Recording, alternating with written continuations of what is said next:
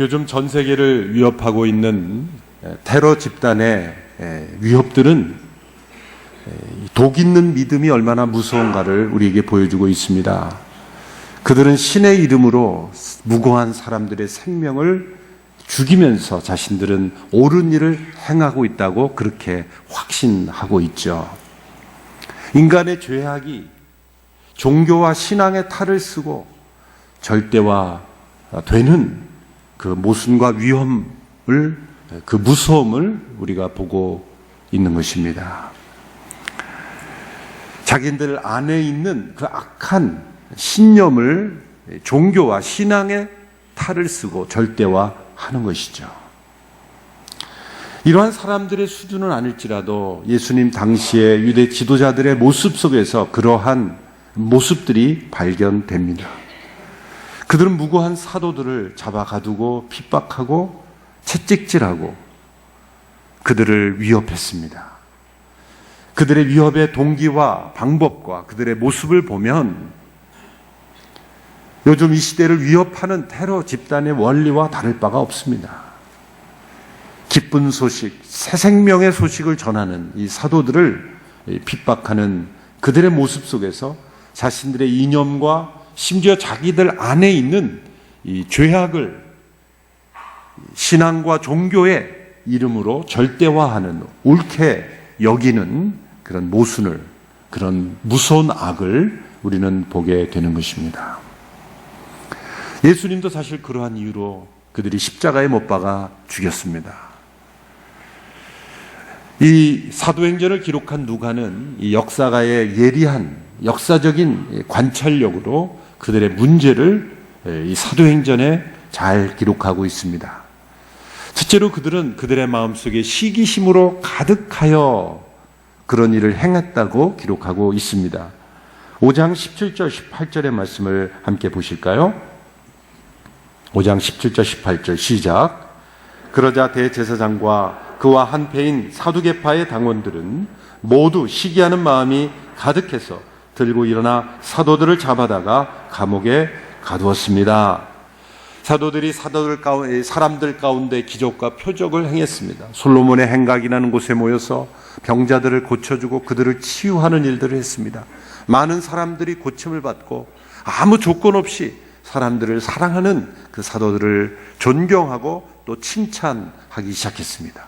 사도들의 영향력이 예루살렘에 가득히 퍼져나가기 시작했습니다. 그때 그 예루살렘을 관할하고 있던 지도자들은 마음속에 시기심이 일어났다는 거죠. 가득하게 일어났다는 거죠. 예수님을 향해서 그들이 예수님을 죽이려고 한 것도 빌라도가 그렇게 간파했죠. 이들이 시기심으로 예수님을 죽이려고 한다라고 빌라도의 눈에도 보였을 정도였습니다. 여러분, 이 지도자의 시기심이 얼마나 무서운 일을 빚어내는가.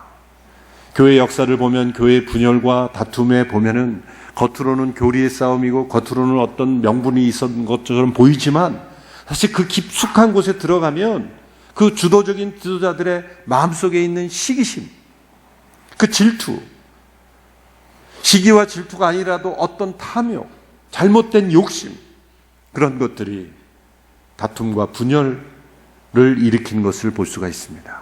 유대 지도자들의 이 시기심이 이러한 사도들을 핍박하는 일을 만들어내었다. 겉으로는 드러나지 않습니다. 여러분, 이 시기심이 신앙이란 이름으로, 종교라는 이름으로 잘 포장이 되어서 잘 드러나지 않습니다. 사람이 얼마나 악합니까? 이런 자신 안에 있는 죄악도 신앙의 이름으로 합리화할 수 있다는 거죠. 죄가 신앙의 탈을 쓰면 무서운 괴물이 탄생하는 거죠. 요즘 테러 집단들이 바로 그러한 거죠. 잘못된 교리, 잘못된 이념을 믿고 자신들의 죄악을 발산하는 거죠. 두 번째, 누가는 그들의 문제를 이렇게 지적합니다. 그들은 역사의 진실을 왜곡하고 있었다는 것입니다. 5장 28절의 말씀을 보십시오. 5장 18절 시작. 대제사장이 말했습니다. 우리가 예수의 이름으로 가르치지 말라고 단단히 주의를 주지 않았느냐. 그런데 너희는 온 예루살렘을 너희 가르침으로 가득 채우고 이 사람의 피에 대한 책임을 우리에게 뒤집어 씌우려고 하는구나. 이 사람이라는 예수님이죠. 예수님의 피에 대한 책임을 우리에게 뒤집어 씌우려고 하는구나. 우리는 책임이 없다는 거죠. 왜 그럴까? 사도들이 가르칠 때 핵심의 내용은 이것입니다. 너희들이 나무에 달아 못 박아 죽인 예수 그리스도가 다시 살아나셨다. 그래서 그분의 이름으로 우리는 능력을 행하는 것이고 그분은 부활하셔서 지금 역사 가운데 살아계시다. 우리가 바로 그 일의 증인이다. 라는 것이 그 사도들의 메시지의 핵심이었습니다. 그러니 그 메시지를 든 유대 지도자들은 뜨끔했죠. 그것이 역사의 진실이죠. 그들은 불의한 재판으로 예수님을 십자가에 넘겼습니다. 빌라도를 정치적으로 압박했습니다. 아무 죄가 없는 예수님을 자신들의 시기심으로, 질투로, 교리적인 이유로, 신성모독죄라는 이름으로 성전을 무고하게 폄하했다는 이유로 빌라도를 압박해서 예수님이 십자가에 못 박았던 불법 재판의 책임이 그 사내들인 공회원들에게 있었어요. 그것이 역사의 진실입니다. 사도들은 역사의 진실을 지금 전하고 있는 것입니다. 그런데 그들은 진실 앞에 무릎 꿇지 않았습니다. 그들은 역사를 왜곡하고 도리어 이렇게 말하죠. 당신들이 지금 그 책임을 우리에게 뒤집어쓰는가 말이냐? 라고 말하면서 그들은 역사를 왜곡하고 있었다는 거죠. 마음의 시기심이 가득하고 또한 진실을 거짓으로 덮어버리려는 이 지도자들의 모습. 이것이 유대 지도자들의 당시의 모습이었다는 거죠. 세 번째로 누가가 지적하는 그들의 문제는 무엇입니까? 그들은 자신들의 잘못된 이념을 절대화하고 있었습니다. 사도들을 잡아가둔 사람들은 주로 사두개인들이었습니다. 사두개인들은 성전을 관리하는 지도자들이었습니다. 다윗시대 사독의 후예들이죠. 사두개인들은 부활을 믿지 않는 사람들이었습니다. 왜? 언제부터 그들이 부활을 믿지 않았는지는 알지 못하지만 그들은 부활은 없다라는 것을 믿었어요. 부활이 없다는 것을 믿었어요. 여러분, 무신론자는 믿음이 없는 사람들이 아닙니다. 어쩌면 하나님을 믿는 사람보다 믿음이 더 강한 사람이에요. 하나님이 없다고 믿는 거니까. 믿음이 없는 게 아니에요. 하나님이 없다라는 사상을 믿는 거예요. 그게 무신론입니다. 믿음이 없이는 살아갈 수 없어요. 무신론자는 강한 믿음의 소유자들입니다. 어떤 이념, 철학을 믿는 거죠. 사두개인들은 부활을 믿지 않았어요. 반면에 바리새인들은 부활을 믿었죠. 근데 지금 이 사내들인 공회를 장악하고 있는 사람들은 바리새인이 아니라 사두개인들이었어요. 성전을 중심으로 관리하고 있는 사람들이었죠. 그런데 사도들이 전하고 있는 건 무엇이었습니까? 부활이었어요. 예수님의 부활. 그들이 예수님의 부활을 전하자 그들의 믿음 속에는 있을 수 없는 일을 전하니까, 그런데 그 부활은 석자적으로 사실로 일어난 사건임에도 불구하고 자신들의 믿음을 버리지 않았다는 거예요. 아무리 진정한 역사적 사실이라도 사람들은 듣지 않습니다. 자기가 믿는 바대로 주장합니다. 우깁니다. 그리고 그 안에 들어오는 것만 받아들입니다. 자신들의 이념 속에 갇혀버리는 거죠. 여러분, 문제는 이러한 사람들이 힘이 있는 사람들이었다는 거죠. 죄악을 신앙으로 포장하고 그리고 역사의 진실을 왜곡하고 자신들의 잘못된 이념을 절대화하는 사람들이 힘을 가진 사람들이었다는 거예요. 그 사람들이 사도들을 핍박할 때 그들이 얼마나 힘들었겠습니까? 그런데 오늘 본문이 우리에게 보여주는 것은 사도들은 그 모든 상황 속에서 도리어 힘있게 일어났습니다. 그들의 모습에는 활기가 있었고 그들의 메시지에는 능력이 있었고 그리고 그들의 마음에는 기쁨이 샘솟아 올랐다. 그들의 모습을 보면 마치 로마서 8장 35절로 37절의 말씀을 읽는 것과 같습니다. 우리 같이 한번 로마서 8장 35절부터 37절을 읽겠습니다. 시작. 누가 우리를 그리스도의 사랑에서 끊을 수 있겠습니까? 환난이나 곤고나 핍박이나 배고픔이나 헐벗음이나 위협이나 칼이겠습니까? 기록되기를 우리가 종일 주를 위해 죽임을 당하며 도살할 양같이 여김을 받았다라고 한 것과 같습니다. 그러나 이 모든 일에 우리를 사랑하시는 분으로 인해 우리가 넉넉히 이깁니다. 이 모든 일에 우리가 넉넉히 이깁니다. 바로 이 사도 바울의 고백이 바로 사도들의 모습을 통해서 나타났습니다. 넉넉히 이깁니다. 그들은 이 모든 일을 넉넉히 이기고 있어요. 죄를 신앙으로 포장하고 역사를 왜곡하고 그리고 자신들의 이념을 절대화하여 세상의 권력으로 억누르는 그들을 사도들은 넉넉히 이기고 있었습니다. 똑같은 세속적인 권력으로 맞서 싸우며 물리적인 그러한 어떤 싸움으로 이긴다는 것이 아니었습니다. 그들은 힘없고 연약하고 감옥에 가두면 갇히고 채찍으로 때리면 맞아야 하고 그러한 사람들이었지만 그 엄청난 권력이, 엄청난 힘이 그들을 이기지 못하고 있었습니다. 그들이 솔로몬의 행각이라는 곳에 모였을 때 많은 사람들을 고치는 기적을, 표적이 그들에게 나타났어요. 왜 그들은 넉넉히 이길 수 있었을까요? 그들 안에는 새 생명이 있었기 때문이에요.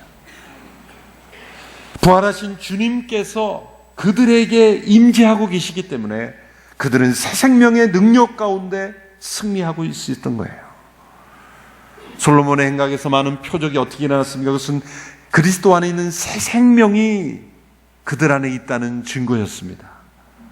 그들이 감옥에 갇혔을 때 천사가 그들을 구해냈죠. 그리고 천사가 뭐라고 말했습니까? 너희는 성전으로 가서 새 생명의 말씀을 전하라. 새 생명의 말씀을 전하라. 그래서 그들은 천사의 말대로 감옥에서 기적적인 그 풀려남을 경험하고 성전으로 갔습니다. 집으로 도망간 게 아닙니다. 성전으로 가서 담대하게 새 생명의 말씀을 증거했습니다. 성전은 그 당시 종교의 심볼이죠. 이 성전 중심의 종교였어요. 유대교는 성전 중심의 종교. 물론 구약시대의 한 시대에 성전이 하나님의 뜻의 허락을 받아 지어졌죠. 그렇지만 그 성전 자체가 하나님은 아니죠. 건물 자체가 하나님은 아니죠. 이 성전은 예수님이 오신 이후에 가장 쓸모없는 그런 종교의 상징물처럼 되어버리는 거예요.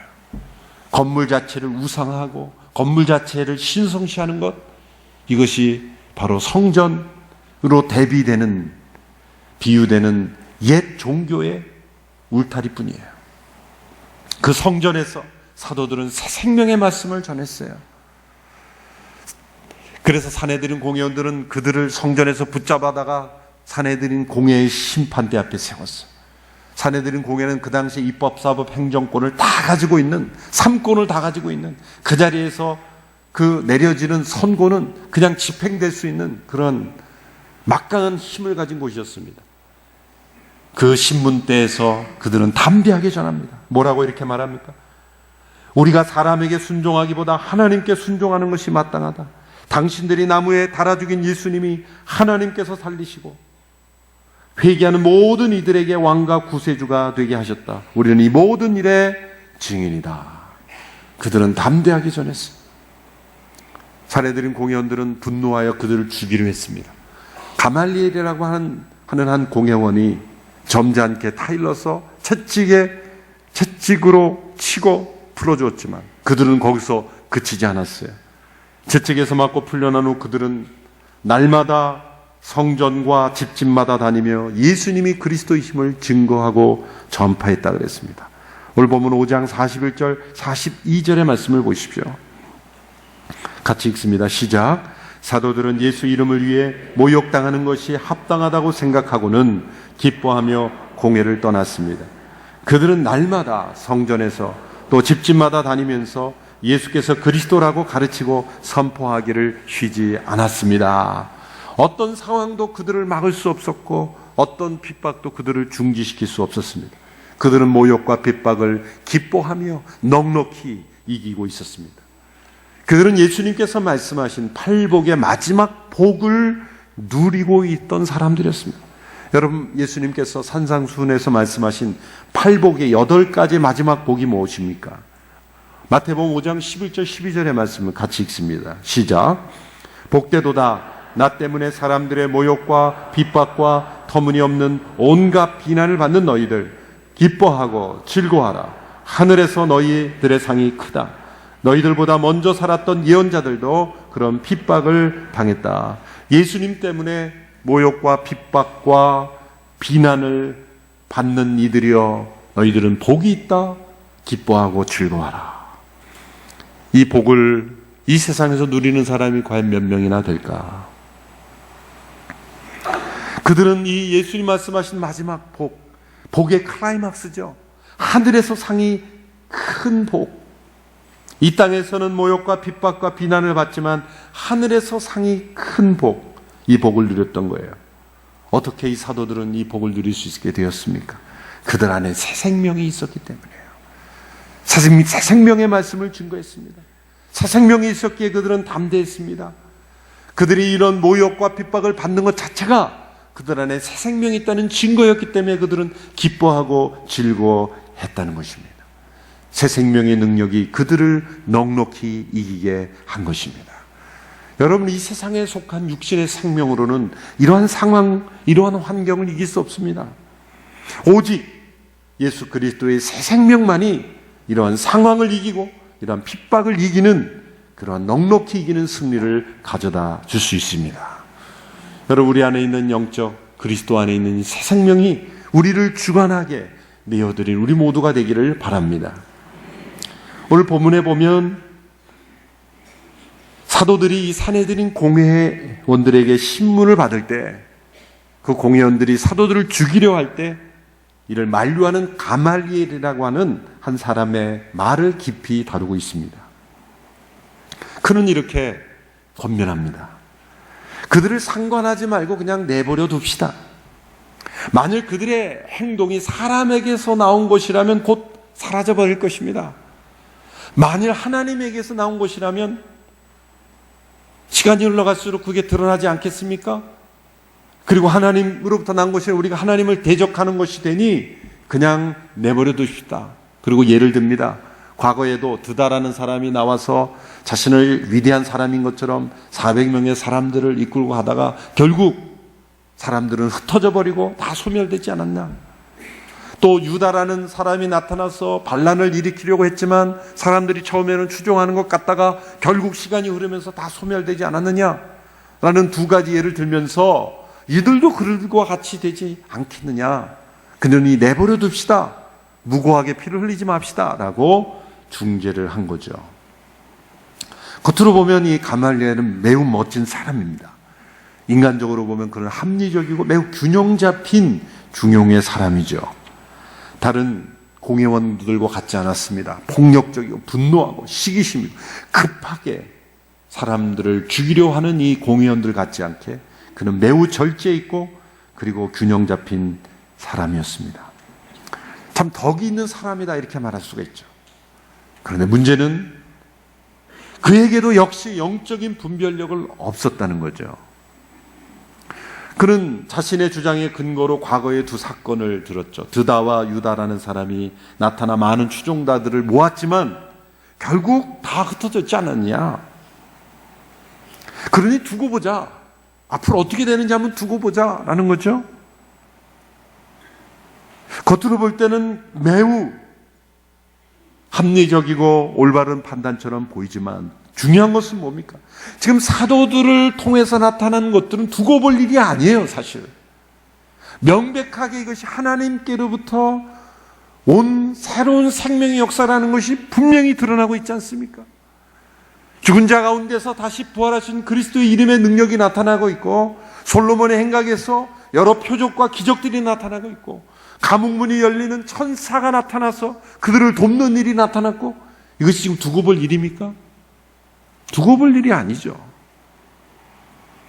이 가말리엘의 검증 방법은 내버려 두면 시간과 성공이 검증해 준 것이다. 시간이 흐르면서 성공하면 그것이 하나님께로 온 것이고 시간이 흐르면서 소멸되면 인간부터 나온 것이다. 굉장히 합리적인 제안처럼 보이지만 여러분, 그것은 영적인 검증 방법이 아닙니다. 세상적인 지혜에 기초한 검증 방법이죠. 여러분, 어떤 일이 오래 시간이 지나면서 소멸되지 않고 지속되면 그것이 진리라고 말할 수 있어요? 그럼 여러분, 지금 테러하고 있는 이슬람 집단도 적어도 수백 년 이상 지속된 그들의 나름대로의 신념들이 있어요. 그럼 그것도 진리입니까? 아니죠. 유교, 힌두교, 여러 종파들, 그런 이단들이 수백 년이 지나면서도 오래 지속되고 있는 것들이 얼마나 많습니까? 그러면 다 그 진리입니까? 아니죠. 성공하면 진리입니까? 많은 사람들이 모이는 거 성공하면 진리입니까? 그렇다면 우리나라에 있는 신천지나 하나님의 교회 이런 이단들이 진리죠? 아니죠. 시간이 오래 흐르고 많은 사람들이 모이는데 성공하면 진리가 아닙니다. 그것이 진리의 시금석이 될 수는 없는 것이죠. 그러면 하나님께서 일으키시는 진정한 새 생명의 역사인지 아닌지를 검증하는 방법은 무엇이겠습니까? 세 가지를 말씀드리고 싶습니다. 첫째로, 일어나고 있는 일들이 인간의 이성으로 이해되고 설명될 수 있는가를 질문을 던져보는 거예요. 만일 인간의 이성으로 설명되고 이해될 수 있으면 그것은 인간에게서 나온 거예요. 사도들을 통해서 나타나고 있는 일들은 인간의 이성으로 설명할 수 없는 겁니다. 예수님의 부활을 어떻게 인간의 과학으로 설명하겠습니까? 과학과 이성으로 설명할 수 있는 것은 인간으로부터 나온 것이고, 과학과 이성으로 설명할 수 없는 것이야 진짜 하나님부터 나오는 거예요. 하나님이 사람이 되신 성육신의 사건, 그것이 어떻게 과학으로 설명이 되겠습니까? 죽은 자 가운데서 유일하게 다시 살아나신 예수 그리스도의 부활, 그리고 그를 믿는 자는 모든 사람들이 또한 부활할 것, 이것이 어떻게 인간의 이성으로 설명될 수 있습니까? 그러기에 그것은 하나님에게서 나온 것입니다. 성령께서 일으키시는 새 생명의 역사는 설명이 불가능한 것입니다. 사도행전 2장에 그 사도들이 성령의 충만을 받았을 때 그것은 인간들이 만들어내는 것이 아니에요. 그들이 어떤 준비한 것도 아닙니다. 그들은 단지 기다렸을 뿐이에요. 호련히 하늘로부터 급하고 강한 바람 같은 성령님이 임하신 거예요. 하나님의 역사는 설명이 불가능한 것입니다. 두 번째로, 새 생명의 역사는 그 역사에서 사용되는 수단이 무엇인지를 관찰해보면 알 수 있어요. 사람들로부터 나온 일들은 언제나 조직과 돈과 기술을 의지합니다. 사람들이 만든 운동은 언제나 조직부터 만듭니다. 그리고 자금부터 준비합니다. 하나님이 말씀하셨죠. 스가랴 4장 6절에 이는 힘으로 되지 않고 능으로 되지 않고 오직 나의 신으로 되느니라. 하나님의 일은 하나님의 영의 능력으로 이루어지는 것입니다. 여러분, 부흥은 인간이 일으키는 것이 아닙니다. 부흥은 불시에 호련히 하나님으로부터 일어나는 거예요. 어떤 조직을 만들고 돈이 있고 그러면 부흥이 일어나는 게 아니에요. 부흥사라는 타이틀을 가진 사람이 설교하면 부흥이 일어나는 것이 아닙니다. 부흥회는 조직을 만들어서 일어나는 것이 아니죠. 부흥은 인간의 어떤 자원으로부터 일어나지 않습니다. 하나님으로부터 일어납니다. 지금 이 사도들의 움직임은 그 사도들이 결심하고 결의하고 우리가 무엇인가를 해보자 라는 운동으로 일으킨 것이 아닙니다. 이들 안에 있는 운동력은 그리스도 안에 있는 새 생명의 운동력인 거예요. 세 번째로, 그 일에 참여하고 있는 사람들이 이 사도들처럼 어떤 상황에서도 기뻐하고 즐거워하고 있느냐라는 거예요. 심지어 고난도 즐거워하고 있느냐 이겁니다. 이 새 생명의 역사에 참여하고 있는 사람들은 모든 상황을 언제나 넉넉히 이깁니다. 간신히 이기는 것이 아니라 넉넉히 이깁니다. 성령께서 사로잡으신 영혼들은 열매를 맺고, 내가 복음을 아는 것이 아니라 복음이 나를 지배하는 것입니다. 내가 성령님을 아는 것이 아니라 성령님이 나를 사로잡아 역사하시는 것입니다. 예수님이 기쁨으로 십자가를 감당하신 것처럼 심지어 고난도 기뻐하고 즐거워하며 그 고난에 참여하는 거죠. 여러분, 우리는 종교적인 그런 울타리와 껍데기로 모인 사람의 일들로 모였습니까? 아니면 사도행전에 나타난 새 생명의 역사로 모이고 있습니까? 우리는 세상에 사로잡혀 있습니까? 아니면 세상을 넉넉히 이기고 있습니까? 우리가 만일 새 생명의 역사로 모이는 모임이라면 우리 안에 일어나는 일들이 우리의 이성으로 설명할 수 없어야 돼요. 내 안에 일어나는 일들이 설명되지 않아야 돼요. 가끔 여러분 자신을 보면서 좀 놀라시지 않습니까? 안 놀라면 제대로 안 믿는 거예요. 내가 이 꼭두새벽 같은 시간에 지금 여기 앉아 있다니, 이게 놀라야 돼요. 놀라면 그것이 여러분 자신의 결심으로 일어난 것이 아니라 하나님의 성령의 역사 가운데 있다는 것입니다. 오늘의 교회가 수많은 선교사들을 보내고, 지난번에 선교 포럼에서 저희의 케이스를 발표했더니 미국 캘빈 신학교 수십 년간 선교학자였던 분이 그 리스판스를 하셨는데 깜짝 놀라는 거예요.